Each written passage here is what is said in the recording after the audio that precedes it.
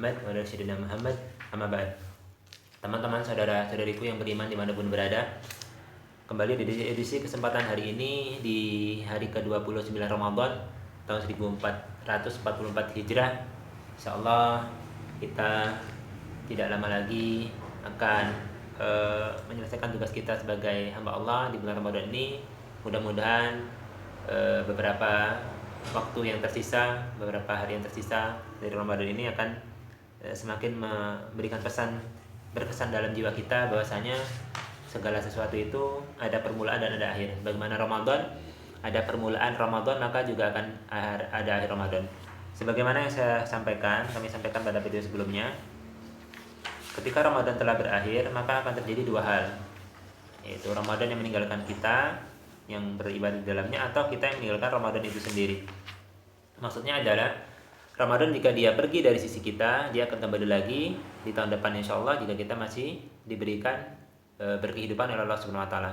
Sedangkan jika kita yang meninggalkan Ramadan, maka itu bisa jadi pertanda dari Allah Subhanahu wa taala bahwasanya ibadah yang kita lakukan, siam ataupun qiyamul lail ataupun bacaan Al-Qur'an kita di Ramadan itu belum sepenuhnya Allah terima. Jadi jika kita yang meninggalkan Al-Qur'an ketika Syawal tiba, maka amaliyah ketika yang dikerjakan di Ramadan itu tidak berbekas sedikit pun di Syawal. Mudah-mudahan kita masih bisa mempertahankan apa yang sudah kita perjuangkan, apa yang kita lakukan di Ramadan ini berupa semua amaliyah, bentuk yang amaliyah ibadah. Insyaallah masih bisa kita kerjakan atau bisa kita perlihatkan di hadapan Allah Subhanahu wa taala.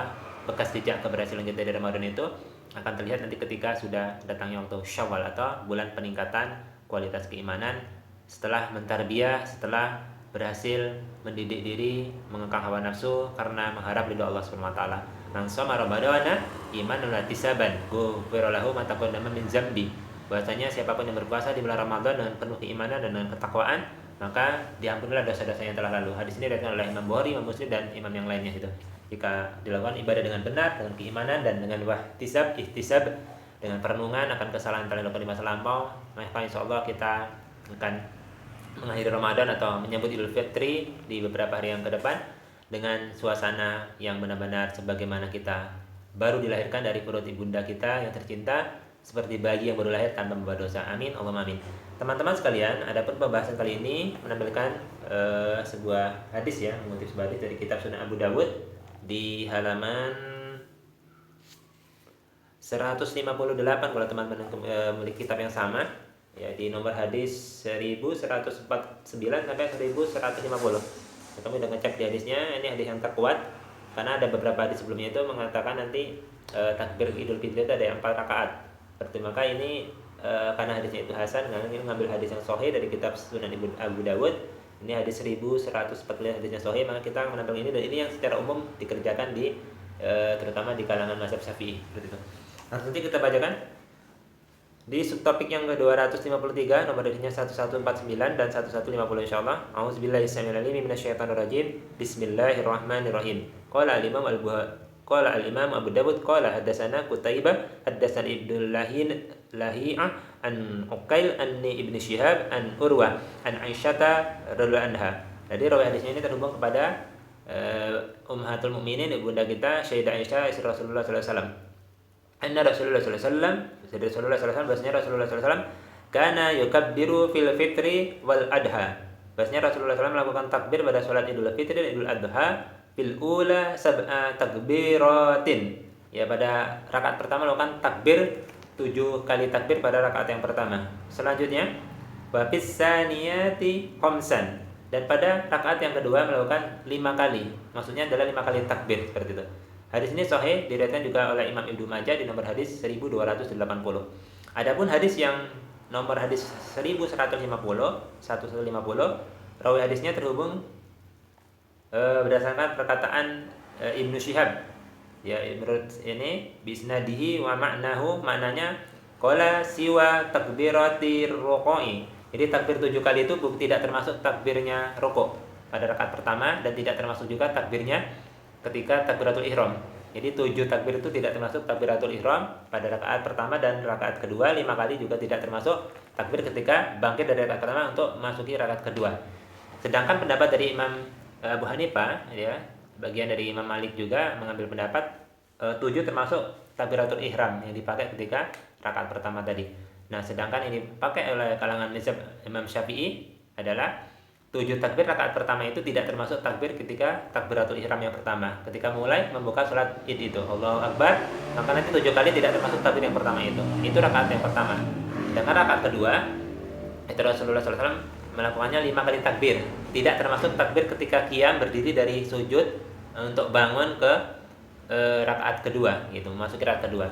Terus hadis ini insyaallah nih kali ini menampilkan 3 hadis ya. Apa yang dibaca Rasulullah SAW ini menggabungkan apa yang sebelumnya sempat kami tayangkan di nomor hadis 1154. Di sini disebutkan rawi hadisnya terhubung kepada Umar ibn Khattab radhiyallahu SAW yang radhiyallahu anha menanyakan kepada Abu Waqid ya, Abi Waqidi. Dia bertanya kepada Abi Waqidi, apa yang dibaca? Kana yaqra'u bihi Rasulullah SAW bil adha wal fitri. Apa yang dibaca oleh Rasulullah SAW ketika sholat Idul Adha dan Idul Fitri? Qala, jika menjawab rawi hadisnya, kana yaqra'u fihima. Rasulullah SAW dia membaca pada keduanya, sholat Idul Fitri dan Adha itu yang dimaksud, yaitu wa qaf wal Qur'anil Majid.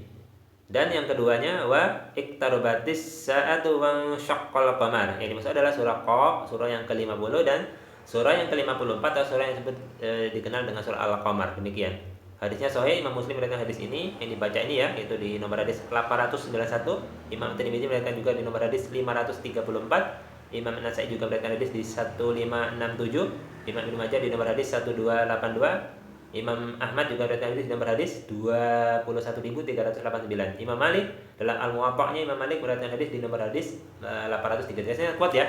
Jadi itu tapi pilihan ya. Kalau misalnya imamnya tidak belum hafal atau belum kapasitasnya belum sampai kepada hafalan surah Qaf dan surah Al-Qamar, maka bisa turun dari bawah itu, yaitu diantaranya bisa kepada surah Al-A'la ya kan, atau surah Al-Ghasyiyah.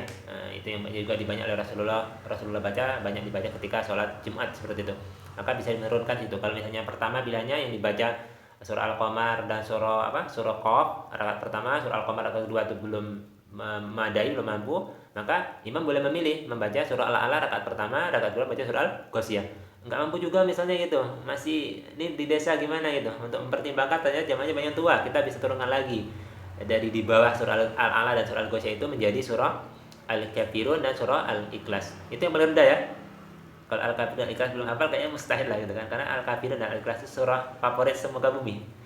Demikian teman-teman, mudah-mudahan kita semua meraih derajat ketakwaan yang sempurna dan meraih peringkat hamba yang bertakwa di Syawal nanti, kapanpun itu yang jelas ya di negara kita sama dengan Indonesia khususnya akan serentak melakukan melakukan hari raya Idul Fitri di tanggal 1 Syawal 1444 Hijrah. Jadi 1 Syawal ya, akan barengan gitu insyaallah.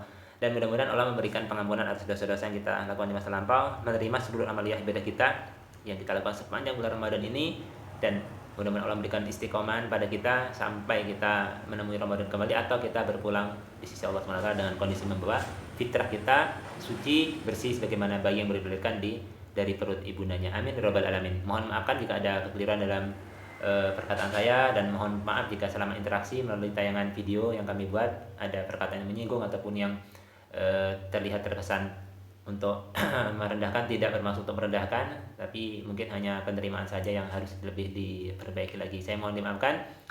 Mudah-mudahan Allah SWT berkenan memaafkan kita semua dan membuka hati kita masing-masing untuk memaafkan siapa-siapa yang mungkin pernah kita zalimi, baik orang itu bisa kita jumpai ataupun orang itu tidak bisa kita jumpai lagi. Allahumma rabbana taqabbal minna innaka antas samiul alim wa tub alaina innaka antat tawwabur rahim. Allahumma innaka afuwwun karim tuhibbul afwa anna ya karim. Allahumma qina bi halalika an haramik wa ajurna bi fadlika amman sibak. Allahumma la tad'alami fi maqamina hadzal man Allahumma fi maqamina hadzal dzamban ila ghafarta wa la maridan ila syafaita wa hamman ila farjata wa la dana ila qadaita wa la maridan ila syafaita wa la hajatan min wajidina wal ila qadaita ya arhamar rahimin. Rabbana atina fid dunya hasanah wa fil akhirati hasanah wa qina azabannar. Subhanakallahumma wa bihamdika asyhadu an la ilaha illa anta astaghfiruka wa atubu ilaik. Assalamualaikum warahmatullahi wabarakatuh.